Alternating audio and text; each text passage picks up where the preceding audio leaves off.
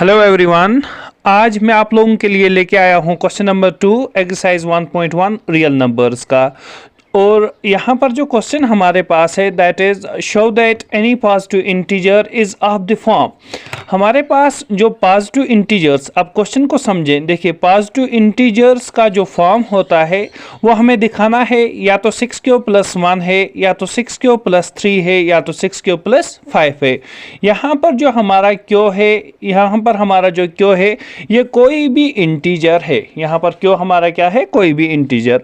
अब देखिए, थोड़ा सा मैं आप लोगों को क्वेश्चन समझाता हूँ कि क्वेश्चन बोलना क्या चाहता है कि अगर हमारे पास पॉजिटिव इंटीजर्स की हम लोग बात करें, किनकी? पॉजिटिव इंटीजर्स की। अब देखिए, पॉजिटिव इंटीजर्स आपको ऑलरेडी पता है कौन से होते हैं। हमारे पास इंटीजर्स इस तरह से होते हैं 0 1 2 3 सो ऑन, ठीक है ना। -1 -2 -3 सो ऑन, ठीक है ना। अब देखिए, जो हमारे पास ये वाले इंटीजर्स हैं ये सारे पॉजिटिव इंटीजर्स हैं। हमें यही बताया गया है कि पॉजिटिव इंटीजर्स का जो फॉर्म होता है दैट इज 6q+1 6q+3 और 6q+5। अब देखिए, अगर हम यहाँ पर कोई भी फॉर्म लें, सपोज मैंने 6q+1 लिया, ठीक है ना, और मैंने इसमें q का वैल्यू 0 लिया। अब देखिए, अगर मैं q का वैल्यू यहाँ पर 0 सब्स्टिट्यूट करता हूँ तो यहाँ पर बनेगा 6 0 इज 0, और उसके बाद 6 मल्टीप्लाई बाय 0 और प्लस बनेगा 1। तो आंसर हमारा कितना होगा? 6 0 इज 0 और +1, यानी कि यहाँ पर हमारे पास 1 रहेगा आंसर। अगर ये वाला फॉर्म लूँ तो हमारे पास है 6q+3। अगर मैं q का वैल्यू यही 0 सब्स्टिट्यूट करता हूँ तो 6 0 इज 0 +3, तो आंसर क्या आएगा हमारा? 3। और इस वाले पार्ट में अगर हम लोग देखें तो हमारे पास क्या है? 6q+5। तो q का वैल्यू अगर मैं 0 सब्स्टिट्यूट यहाँ पर कर दूं तो 6 0 इज 0 +5 इज 5 ओनली। तो आप लोग देखें तो या तो हमारे पास आंसर 1 आ रहा था, या तो 3 आ रहा है, या तो 5 आ रहा है। तो 1 3 या 5 ये क्या है हमारे पास? Positive integers. सपोज आप लोगों ने q का वैल्यू 0 नहीं लिया, q का वैल्यू 1 लिया, तो यहाँ से हमारे पास क्या बनेगा? 6 मल्टीप्लाइड बाय 1 +1, ठीक है ना, क्योंकि q का वैल्यू मैं क्या ले रहा हूँ? 1। तो 6 1 इज 6 +1 कितना हुआ हमारे पास? 7। उसके बाद देखें आप लोग, तो हमारे पास अब अगर ये वाला फॉर्म लूं तो बनेगा 6 मल्टीप्लाइड बाय 1 +5। तो 6 1 6 +5 कितना हुआ हमारे पास? 11। अगर ये वाला फॉर्म में लूं 6q+3, ठीक है ना, ये वाला फॉर्म, तो हमारे पास क्या बनेगा? 6 1 6 +3 कितना हुआ हमारे पास? 9। तो आप लोग देखें ये सारे हमारे पास क्या आ रहे हैं? Positive integers. तो इसीलिए बताया गया है कि हमारे पास जो पॉजिटिव इंटीजर्स होते हैं वो किस वाले फॉर्म में होते हैं? 6q+1 या तो 6q+3 या तो 6q+5, और q हमारा क्या है? कोई भी इंटीजर। अब देखिए, इसका सॉल्यूशन हम लोग कैसे करते हैं, तो सॉल्यूशन मैं यहाँ पर लिख देता हूँ। सॉल्यूशन यहाँ पर हम स्टार्ट करेंगे जो मैंने ऑलरेडी पढ़ाया है, यूक्लिड्स डिवीजन एल्गोरिथम, ठीक है ना। उसमें मैंने बताया था कि अगर हम लोगों के पास 2 इंटीजर्स हैं, अगर हम लोगों के पास कितने इंटीजर्स हैं? 2 इंटीजर्स। अब देखिए, मैं यहाँ पर लिखता हूँ कि लेट हमारे पास a और b हमारे पास 2 इंटीजर्स हैं, are 2 integers. Let a and b are 2 integers. Then जो हमारे पास यूक्लिड्स डिवीजन एल्गोरिथम है वो क्या बोल रहा है यहाँ पर कि यहाँ पर और 2 इंटीजर्स आ जाएंगे। देन देयर एग्जिस्ट क्या आ जाएगा? एक तो q और दूसरा r, ठीक है। There exist q and r such that क्या हो जाएगा? a हमारा हो जाएगा bq+r के इक्वल, और r हमारा जो है वो ग्रेटर r इक्वल टू 0 रहेगा और लेस देन b रहेगा, ठीक है ना। ये ऑलरेडी मैं स्टेटमेंट में पढ़ा चुका हूं कि हमारे पास अगर a और b 2 इंटीजर्स होंगे तो वहां पर अदर 2 इंटीजर्स आ जाते हैं, एक तो q और दूसरा r, और जो किस वाली कंडीशन को सेटिस्फाई करते हैं? a = bq+r। अब देखिए, ये वाला फॉर्म भी कुछ इसी तरह से है। अगर मैं b की जगह पर यहाँ पर 6 लिख दूं तो यहाँ पर बनेगा 6q+r, ठीक है ना। तो ये इस वाले फॉर्म में कन्वर्ट हो सकता है। तो मैं क्या करता हूँ यहाँ पर पुट b = 6, ठीक है। इस वाले इक्वेशन को रखें फर्स्ट, इन इक्वेशन फर्स्ट। तो हमारे पास क्या आ जाएगा? यहाँ से हम लोग इस तरह से लिख सकते हैं कि हमारे पास जो a है वो बनेगा, देखिए b का वैल्यू कितना ले रहा हूँ मैं? 6, तो बनेगा 6 क्यूब प्लस आर, ठीक है ना। और आर हमारा क्या होता है, greater or equal to 0 and less than b, लेकिन बी का वैल्यू कितना है 6, तो मैं लूंगा यहाँ पर लेस देन 6, ठीक है। अब देखिए ऐसे कौन से इंटीजर्स हैं हमारे पास जो ग्रेटर देन 0 हैं या इक्वल टू 0 हैं और लेस देन किससे हैं, 6 से। तो वो हमारे पास या तो 0 या तो 1 या तो 2 3 4 और 5, ये वाले इंटीजर्स सारे आ गए, ठीक है ना।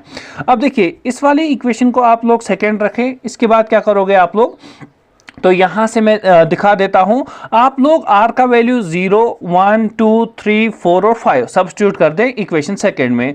तो मैं यहां पर लिखता हूं substitute r equals to 0 in equation second, ठीक है। तो यहां से क्या बनेगा, ये बनेगा a इक्वल्स टू, अब देखिए 6 क्यूब प्लस आर का वैल्यू 0, तो हमारे पास आंसर क्या आएगा, 6 क्यूब को ऐड कर देंगे 0, तो आंसर इज 6 क्यूब, ठीक है।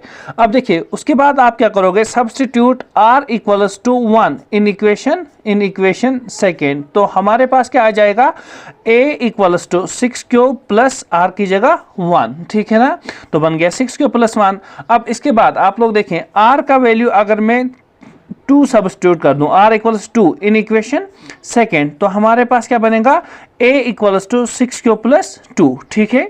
अब देखिए यहां से मैं आप लोगों को एक चीज दिखाता हूं कि हमारे पास यहाँ पर आ गया 6 क्यूब, ठीक है ना, और यहाँ पर 6 क्यूब प्लस 1, यहाँ पर 6 क्यूब प्लस 2। इसी तरह से अगर हम आगे करते रहेंगे तो हमारे पास क्या बनेगा, अगर मैं यहाँ पर करूँ substitute r equals to 3 in equation तो हमारे पास इक्वेशन सेकंड में, तो ये क्या बनेगा, a equals to 6 cube plus 3।